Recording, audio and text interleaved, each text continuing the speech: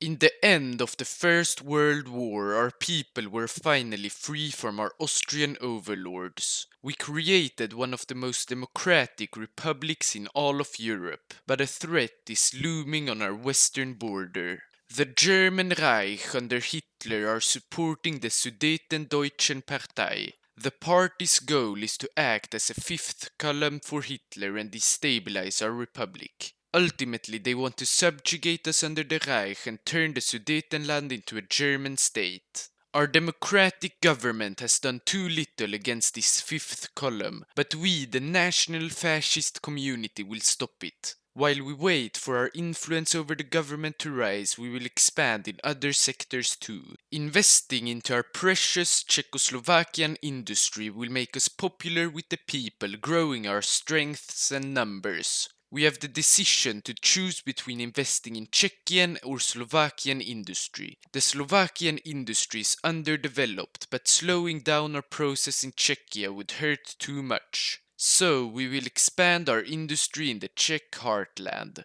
We have already managed to get one of our members as a political advisor to influence the government choices to our own benefits. The popularity of our party is rising sharply. We believe that the only way to make our industry and military strong enough is through corporatism. So we will invest into several Czechian companies to bring them to our side, including Zbrojovka and Skoda. We are now the biggest movement in Czechoslovakia, or at least in Czechia, but the next elections are 3 years away. By then, the Germans will have invaded our country. We need to act now, so we will prepare a coup. By getting the army on our side, it will go by smoothly. And it did. We have taken power and declared a new Czechoslovakian state. But the Slovakian are opposing us. Tiso and his fascist friends are demanding greater autonomy for Slovakia. We will eliminate them, but first we have to deal with the Sudetendeutsche Partei. We banned their party, but sadly their leader, Konrad Henlien, managed to flee across the border to Germany. The tensions in Sudetenland will now slowly fall. We can now deal with the Tisoists. We began assaulting their headquarters in all 3 major Slovakian states with our loyal military. While this happened, we also finished reorganizing it to fully prepare ourselves for war. Finally, we arrested Joseph Tiso, uniting the Czech and the Slovak people once and for all. But still, the naive Democrats want to see us in prison cells. We need to consolidate our power and show them who is in charge. We got rid of several dangerous threats to our dictatorship by making them disappear, and through a series of rigged trials we got rid of Democrats and Bolsheviks alike. Our nation has been reborn, stronger than ever. But just then the Germans annexed Austria, our neighbor, and the German Reich is becoming more and more aggressive against us. They have ordered the Freikorps to conduct terrorist operations against us. So we sent in the military to deal with them and sent them back over the border. We have won the clashes, but the Germans will surely return. So we have to declare mobilization. Our corporate industry will turn us into a true war economy, and the general mobilization will largely expand our military. The Czechoslovak rearmament has begun. We have been informed that the Allies have met with Germany to discuss the Sudeten question. It appears we haven't gotten invited to the conference. We can only hope the Allies make the right decision and help us. And they have. We got informed that France has guaranteed us and that they will defend us if the Germans attack. The Germans won't dare to attack us now, especially since we beat their terrorist acts. But we have a second plan too. In Poland, the communists took over in a civil war. If we were to attack them, the Germans would surely take the opportunity to annex Danzig and Posen, and they wouldn't attack us since we are still defended by the French. Before we attack the Polish, we started diplomatic talks with Mussolini to get him on our side. Then we attacked the Polish communists. For some reason, Lithuania is guaranteeing them, so we have to invade them too. Fighting was intense despite the fact that the Polish forces had recently fought in a civil war and were tired. After 2 weeks, we managed to break through and advance towards Krakow. After another week of trying to cross the Vistula River, we succeeded and captured the important city. By then, we had also created the Rome-Prague axis with the Italians. With constant attacks from the Polish soldiers, we had problems to get supply to Krakow. We only got saved by a miracle that we managed to build a railway line to the city without Polish sabotage. So our offensives could continue. The Polish had from the beginning of the war tried to capture Zaolzie. Their constant offensives had made their forces weak, so we were able to encircle and then capture the city of Katowice. The Germans, now seeing our success in the war, marched into western Poland and captured their claims. The Poles couldn't do anything to stop them. At home, we have begun spreading pan-Slavic propaganda. Our goal is to first form Zapadoslavia and then unite all Slavs.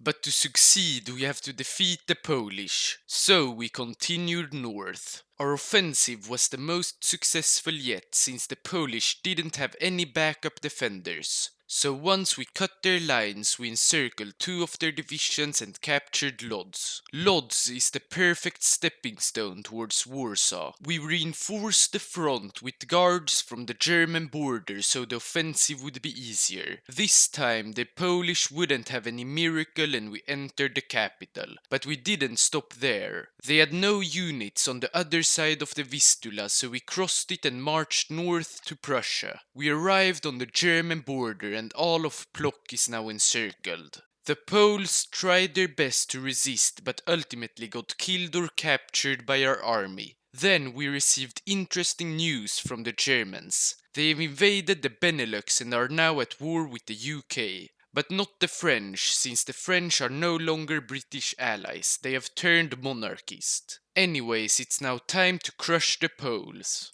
We totally broke through their lines and they had no chance in stopping us. Once we arrived to Lvov, they surrendered. We annexed everything, and despite us not owning every Polish state, we will form Zapadoslavia, granting us courts on everything. But we still have to invade Lithuania. They had captured Vilno, but we quickly liberated it and entered their country. Approaching Kaunas from two sides, we were close to encircle the city, but they managed to escape. So we simply captured it and then continued to the Baltic Sea. Once we arrived, the Lithuanians surrendered and we annexed everything. The Germans have now declared war on France. This means they might not have the forces to defend their Hungarian ally.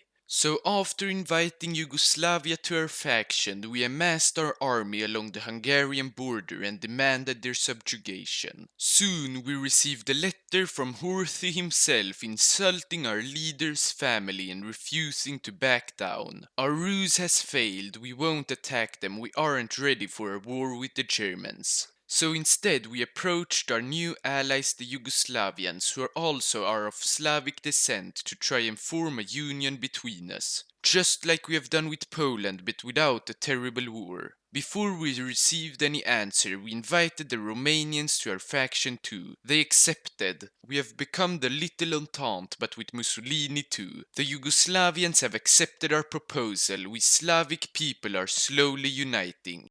Meanwhile, our Italian allies are planning to invade Greece. This will put us at war with the allies. As we sent over our divisions to Greece, our whole plan got turned on its head. Our Romanian allies declared war on Hungary. This means we will be at war with the Germans. We have enough divisions to guard our front with them, but not enough to stop their panzer units. Fortunately, our high command has a plan. The Germans aren't ready for this war either, as their elite divisions are pinned down in Switzerland. This means their defenses are weak and we can shorten the front. In Prussia, Niederschlesien, Austria and Hungary. The Germans had gaps in their defenses in Austria, so we could march from Slovenia all the way up to Czechia. This meant Hungary was now encircled. Furthermore, we entered Vienna, liberating the Austrian capital from the Nazis. Even though Hungary was encircled, we had problems attacking Hoi4's army. The Romanians were slowly advancing from the east, but we needed a quick victory, so we took the risk and spearheaded towards Budapest. Our flank were exposed and the Hungarians used this to encircle us. But they seemed to have forgotten we were on our way to Budapest and we managed to enter the undefended city. Now all we had to do was to capture Pécs and Hoi4 surrendered.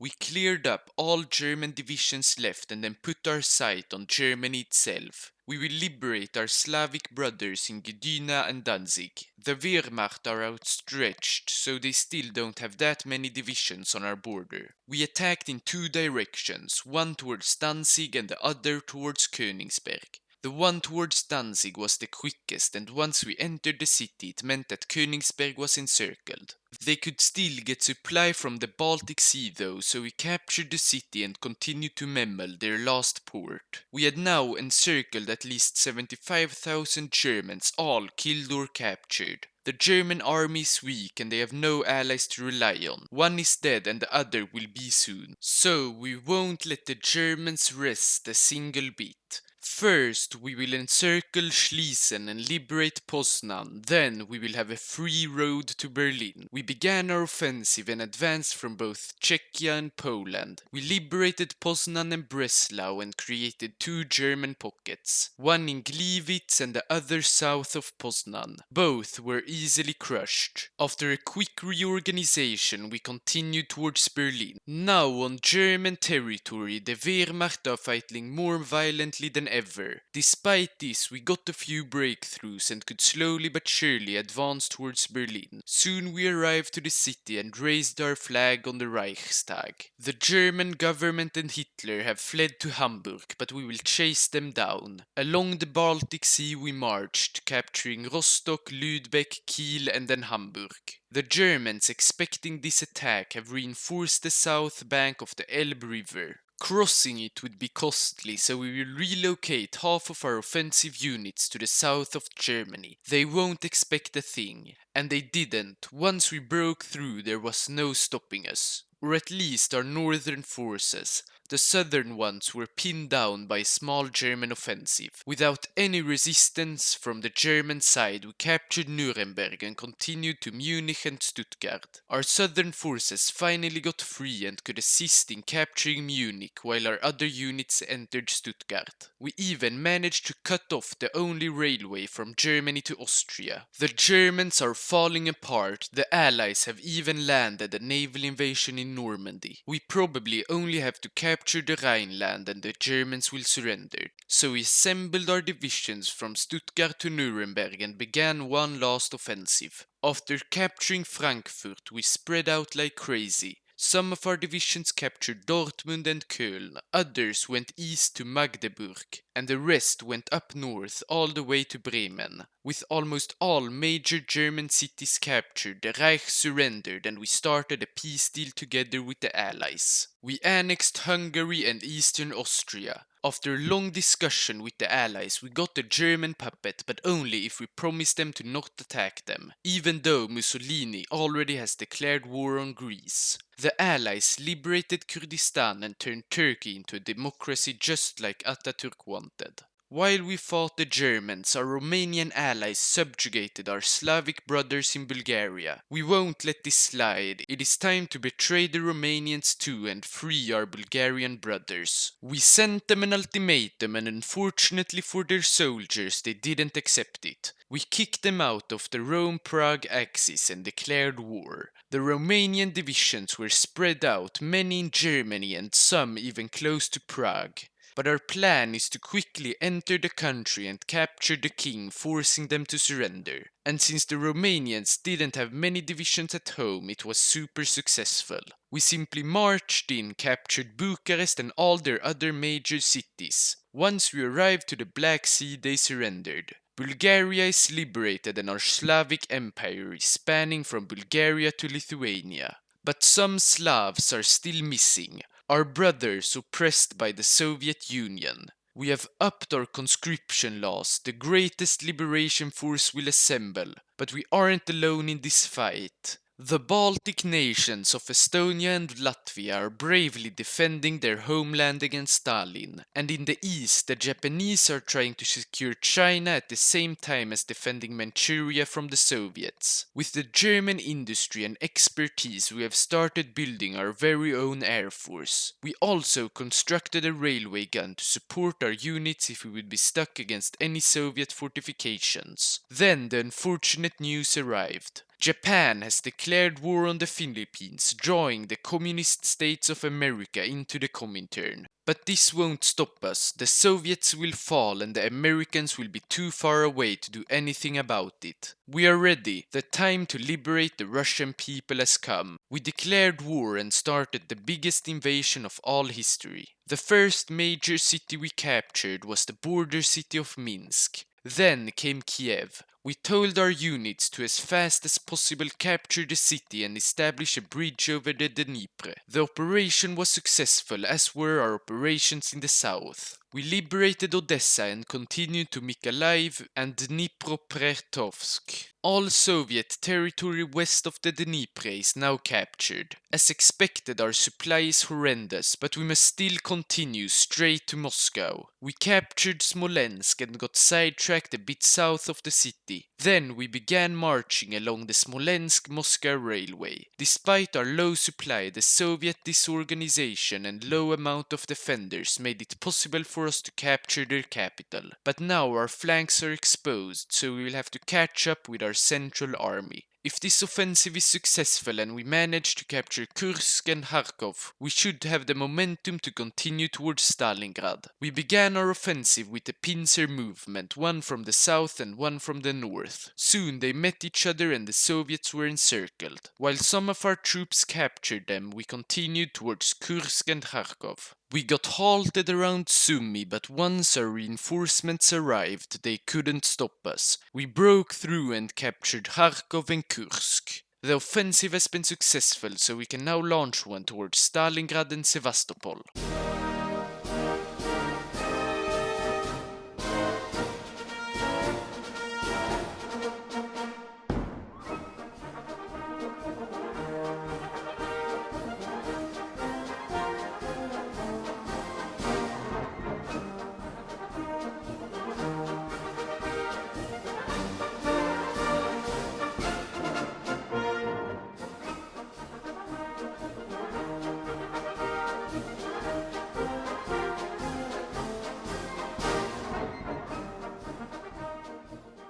Stalingrad is captured, the Soviets are more than halfway to capitulate. The day of unification has come. Despite the war still ongoing, we will proclaim the Slavic Empire. We've gained cores on all Slavic lands. The fall of the Soviets and total liberation of the Slavs is only a question of time now. We notably shortened our front by advancing with our central army left behind during our Moscow and Stalingrad offensives. We have captured the two biggest Soviet cities, but one that is almost as big remains: Leningrad. There wasn't much exciting stuff happening. We simply broke through the Soviets' line and marched all the way up to the city. After Leningrad, we continued to the Arctic Circle and captured Murmansk and Arkhangelsk. Since the Soviets have been at war for several years with the Japanese already, their population is tired, especially when they could be living in our Slavic Empire. All we have to do is to capture the Soviet capital in exile in Baku and the Soviets will finally surrender. First thing we did was to split the Caucasus off from the rest of Russia. Then we began our offensive from the west since we had the most supply there. As always, the Soviets completely fell together. We encircled Batium, captured Tbilisi, and then arrived to Baku.